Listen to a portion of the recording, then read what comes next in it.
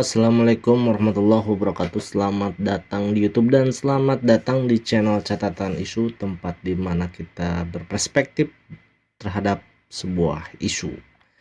Jadi kali ini, dalam video kali ini tepatnya kita akan membahas Habib Syakkur, di mana di dalam beritanya mengeluarkan statement jangan pilih capres yang didukung HTI, FPI, dan pro khilafah. Ini dirilis di katalogika.com. Jadi saya sempat browsing siapa sebetulnya Habib Syakkur. Habib Syakkur ya menurut dari Google itu orang yang cukup tengah ya. Jadi dia tidak pro ke kubu kiri, juga tidak pro ke kubu kanan gitu. Dia di tengah-tengah terlihatnya, karena dari beberapa statementnya di media online di Google itu terlihat kadang pro pemerintah, kadang juga pro terhadap beberapa orang yang memberikan perlawanan gitu ya kepada pemerintah. Kita baca beritanya ya dari Katalogika di sini. Hadapi Pilpres 2024, Habib Syakkur beri saran jangan pilih capres yang didukung HTI, FPI, dan pro khilafah. Insya Allah Indonesia aman, makmur, dan damai, ujarnya. Pesan Habib Syakkur jangan pilih capres yang didukung HTI, FPI, dan pro khilafah diungkap podcast kanal Anak Bangsa. Siapapun capresnya, yang penting jangan ada dukungan dari HTI, FPI, pro khilafah. Pilih capres yang didukung pro NKRI, insya Allah Indonesia damai, katanya ya. Habib Syakkur komentari berdirinya Partai Umat yang dinilai bukan partai Islam. Dia partai yang merusak citra Islam, tegasnya. Tekad Partai Umat jalankan politisasi identitas membuat Habib Syakkur tidak bersimpati. Dalam sejarah, kata Habib, Rasulullah tidak pernah dakwah dari masjid ke masjid. Partai Umat justru merusak citra Islam, ungkapnya. Saya bukan Islamofobia, saya jalankan prinsip Islam yang damai sesuai ajaran Rasulullah, ungkapnya. Artinya capres yang didukung Partai Umat pun jangan dipilih, setuju. Ya, per hari ini Partai Umat itu sudah mendukung Anies Baswedan ya. Jadi mungkin artinya kita jangan memilih Anies Baswedan.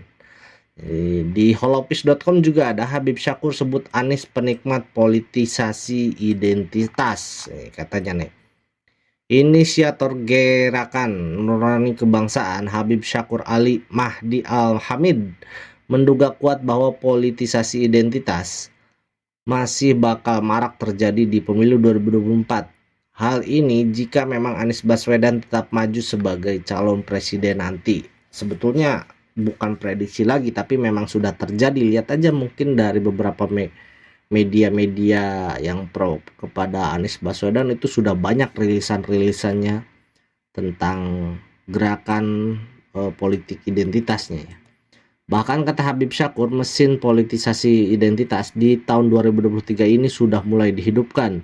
Para pelaku menurut dia adalah kelompok ex-HTI dan kawan-kawannya.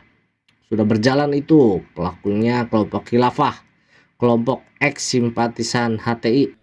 Bahkan para pelakunya itu ya kelompok khilafah, kelompok ex-simpatisan HTI, ex-simpatisan FPI, ex-simpatisan organ-organ yang menunggangi Islam yang secara radikal.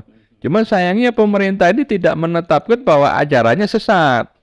Ya, dan Anies itu penikmat politisasi identitas. Penikmat.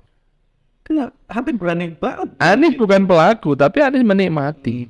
Apa indikasinya Habib sampai ngomong seperti itu? Ya, Anies tidak pernah berstatement yang sangat keras tentang politisasi identitas. Oke. Tidak pernah menentang. Tapi secara terselubung Anies menerima. Ex-simpatisan FPI, ex-simpatisan organ-organ yang menunggangi Islam yang secara radikal, kata Habib Syakkur. Seperti dikutip YouTube, Indonesia. Jadi ternyata dia sudah beberapa kali hadir di beberapa podcast mengenai soal politik identitas. Kayaknya dia sudah memahami betul gerakan-gerakan radikal, gerakan-gerakan ekstremis ya. Sementara kelompok-kelompok sosial yang disampaikannya itu saat ini mengambil opsi mendukung pencalonan Anies Baswedan, dan ia pun yakin bahwa Anies sangat paham dengan narasi-narasi sentimen rasial dan identitas yang dijalankan para pendukungnya. Anies itu penikmat politisasi identitas. Anies bukan pelaku, tapi Anies menikmati. Nah, ini jelas ya, katanya Anies ini menikmati hasil dari kerja timnya atau pendukungnya yang pro terhadap khilafah, pro kepada politik identitas. Nah, indikasi mengapa Anies adalah menjadi orang yang sangat menikmati gejolak politisasi identitas menurut Habib Syakkur adalah karena mantan gubernur DKI Jakarta itu tak pernah bersuara keras untuk meredam narasi-narasi politik yang dianggapnya negatif. Nah, sebetulnya kalau kita lihat kemarin kampanye waktu sama Nasdem, gerakan politik identitas ini sebetulnya sedikit-sedikit dikurangi oleh Nasdem. Terbukti dengan beberapa pertemuan dengan agama Hindu, Buddha, Kristen, Katolik di Papua. Bahkan dia atau Anies Baswedan sudah disematkan gelar oleh pendeta namanya Yohanes. Jadi itu dalam rangka meminimalisir sebetulnya gerakan radikalisme atau gerakan politik identitas. Tapi tetap saja bakal muncul lagi karena stempel atau cap Bapak politik identitas Indonesia ini, Anies Baswedan, tidak bisa lepas. Apalagi ditambah oleh Partai Umat yang per hari ini sudah mendukung Anies Baswedan, dan dia sudah jelas mengatakan bahwa Partai Umat adalah partai yang mendukung politik identitas. Kita lanjutkan, Anies tidak pernah berstatement yang sangat keras terhadap politik identitas, tidak pernah menentang, tapi secara terselubung Anies menerima. Dan indikasi ini juga terjadi di daerah-daerah, di partai-partai daerah, wilayah tuturnya.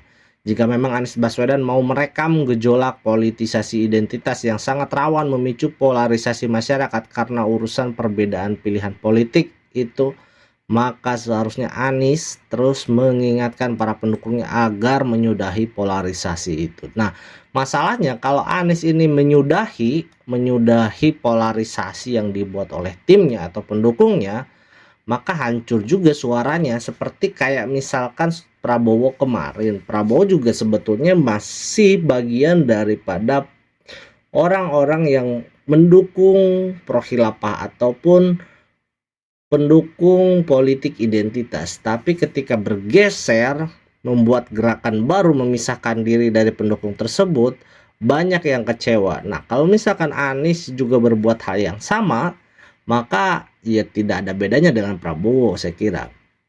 Sayangnya kan Anies tidak melakukan itu, jelas tidak berlebihan. Kalau kita menduga kuat, Anies menikmati dan bahkan ikut memupuk polarisasi itu. Jelas, memang pendapat dari Habib Syakkur kurang sedikit banyaknya saya sepakat ya. Karena gagasannya bagus soal narasi khilafah dan narasi politisasi identitas.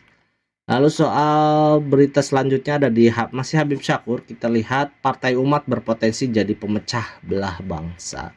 Jadi narasinya masih sama sebetulnya soal politisasi identitas, karena Partai Umat nih katanya nih, kata Habib Syakkur, sangat aneh nih Partai Umat yang perjuangannya berlawanan dengan etika keindonesiaan diloloskan oleh KPU, sementara ada partai PKP yang didirikan oleh purnawirawan TNI malah tidak lolos.